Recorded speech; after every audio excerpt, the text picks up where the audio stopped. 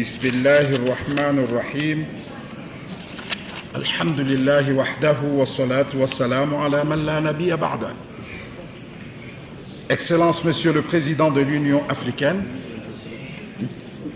Excellence Monsieur le Président de la Commission africaine, Excellence Monsieur le Premier ministre de la République d'Éthiopie, Excellences Madame et Messieurs les chefs d'État et de gouvernement, honorable assistance. Ma présence parmi vous ce jour revêt pour moi un caractère particulier.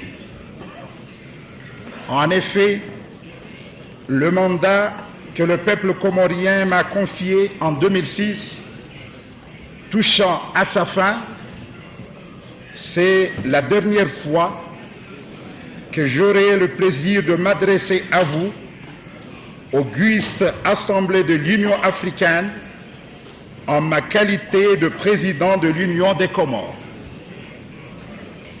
Nos valeurs partagées, et notamment la paix, la stabilité et la consolidation de la démocratie, de l'État de droit, ainsi que le développement durable auquel nous aspirons tous, ne sont pas des rêves.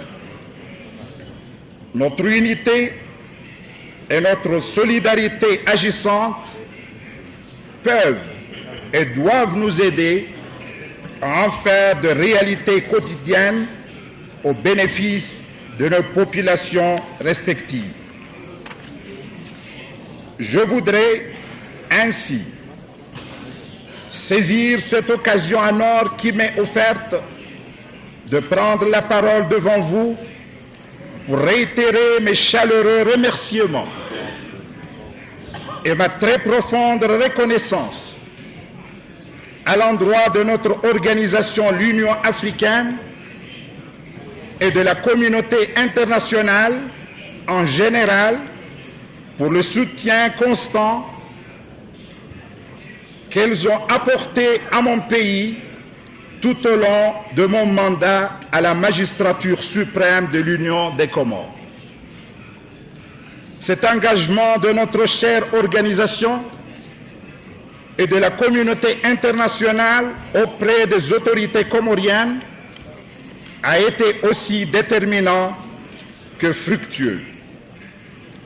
Elle a permis à mon pays de tenir des élections démocratiques, libres et transparentes, reconnues au niveau national et pour la communauté internationale. Toutefois, quand je me remémore les problèmes aussi bien économiques qu'institutionnels que j'ai hérités en accédant au pouvoir en mai 2006, je pense qu'aujourd'hui, je peux légitimement exprimer ma fierté et ma satisfaction de pouvoir, grâce à l'aide de Dieu le Tout-Puissant, léguer à mon successeur, le docteur Ikililou Vonin, mon vice-président qui vient d'être élu, un pays stable, respectable et qui offre de nombreuses perspectives d'avenir. Honorable assistance, les valeurs partagées, c'est aussi surtout, à mon sens, la paix et la stabilité et la promotion du développement pour que nos peuples puissent aspirer à de meilleures conditions de vie. Il s'agit tout d'abord, chez nous en Comores, de la fin du séparatisme et par conséquent de la restauration de l'unité du pays, notamment grâce à l'appui de l'Union africaine et plus particulièrement des pays frères qui sont la Tanzanie, le Soudan, la Libye et le Sénégal. Il s'agit ensuite, et permettez-moi de vous dire qu'aujourd'hui, chez nous aux Comores, nous pouvons donner beaucoup d'exemples. Après avoir appliqué ces valeurs, chez nous aux Comores, on a eu beaucoup de résultats positifs. Il s'agit ensuite de différents engagements pris notamment lors de la conférence de Doha sur les Comores qui a eu lieu l'année dernière et qui s'élève à 540 millions de dollars sur 5 ans, augure un quinquennat prometteur. Il s'agit enfin du retour au pays des institutions financières internationales consacrées notamment par l'obtention du point de décision avec le FMI, une décision qui nous permet de nourrir l'espoir de voir s'effacer la dette multilatérale du pays d'ici 2012.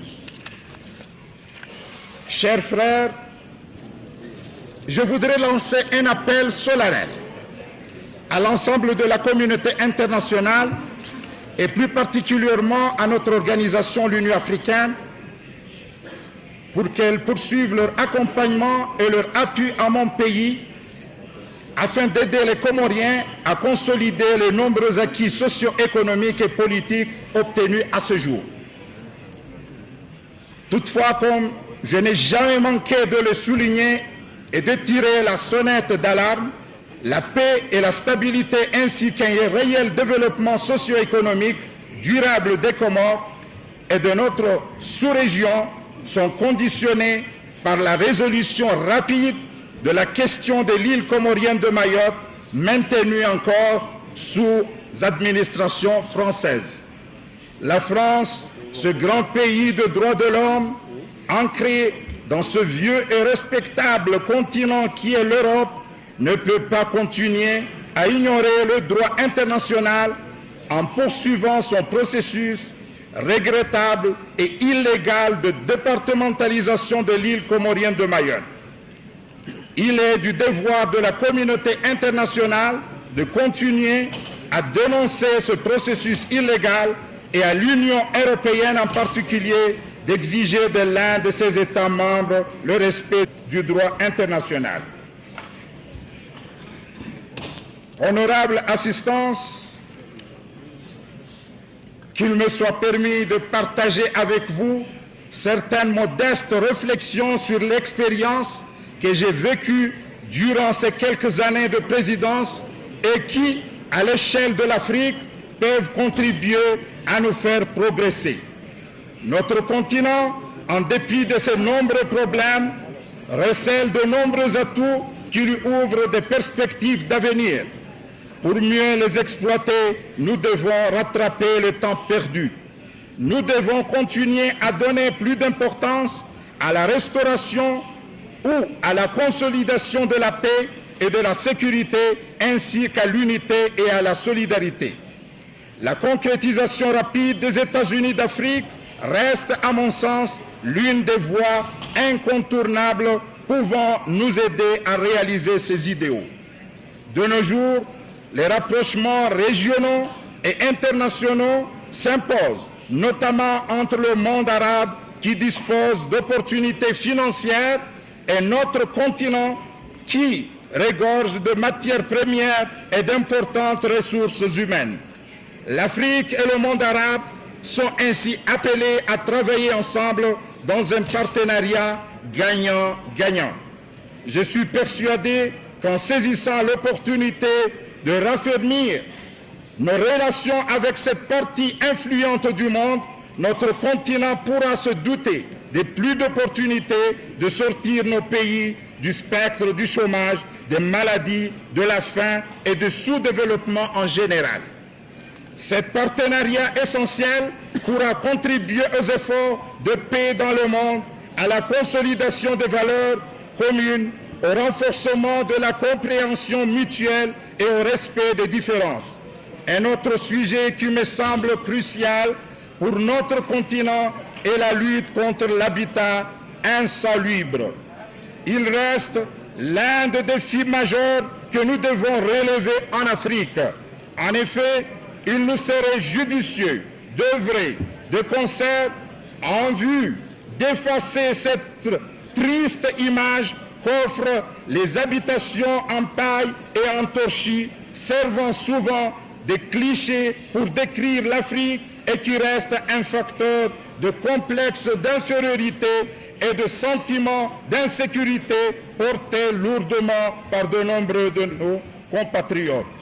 Des pays frères africains comme l'Afrique du Sud, nous avons fait l'expérience, maîtrisent les technologies nécessaires dans ce sens. Nous devons alors les mettre à profit et saisir de telles opportunités pour plus de développement sur notre continent. Par ailleurs, j'ai suggéré que pour l'unité, la solidarité de notre continent, nous examinions ensemble les voies et moyens de convaincre le Royaume du Maroc de reprendre la place qui est la sienne au sein de notre organisation. Le Maroc est un pays qui, de par son développement, sa richesse culturelle et la sagesse de ses dirigeants, ne pourra qu'enrichir davantage notre organisation et partager ses valeurs pour une plus grande unité et intégration. Excellence, honorable assistance, je ne peux conclure mon propos sans remercier nos hôtes, le Premier ministre d'Éthiopie, le gouvernement et le peuple de ce beau pays pour leur hospitalité légendaire. Je félicite le président sortant de l'Union africaine pour s'être parfaitement acquitté de la noble mission que nous lui avons confiée. Enfin, je souhaite plein succès au président entrant, tout en renouvelant mon appréciation et ma gratitude à l'endroit du président de la Commission de l'Union africaine. À toutes et à tous, je vous remercie du fond du cœur et je vous dis au revoir. Wa akhiran ad'u Allah subhanahu wa ta'ala an yuwaffiqana jami'an fi khidmati al-ibad wal bilad wa ad'uhu aydan an yuwaffiqana jami'an في خدمة الإنسانية والسلام عليكم ورحمة الله تعالى وبركاته.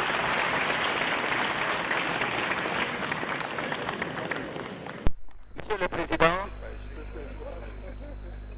au nom de notre union, au nom des chefs d'État et des délégations ici présents et ceux qui sont absents aussi, je voudrais vous féliciter et vous remercier pour votre talent, vos contributions de qualité qui n'ont pas manqué d'être manifestées par vous-même à chacune de nos rencontres.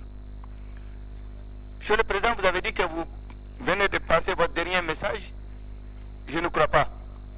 Pour qui connaît votre vaste culture, votre compétence et surtout votre dévouement pour notre continent, nous sommes sûrs que vous reviendrez souvent pour partager avec les uns et les autres les contributions élaborées par vous-même et surtout donner conseil pour la bonne marche de notre union. Monsieur le Président, vous avez présenté un bilan, même si vous avez raccourci, un bilan positif et exhaustif qui nous a permis de mieux camper les difficultés que vous avez rencontrées. Mais Monsieur le Président, vous ne vous êtes pas attardé sur le courage dont vous avez fait montre. Ça n'a pas été facile un moment et c'est l'occasion ici encore une fois de vous renouveler et aux Comores l'appui, l'assistance et la solidarité de notre union. Monsieur le Président, vous avez trouvé le dernier mot. On s'est dit au revoir parce que nous savons que vous viendrez nous voir souvent et vous irez également nous rendre visite chez nous. Nous vous remercions au nom de l'ensemble des délégations, chefs d'État et États qui font partie de l'Union africaine.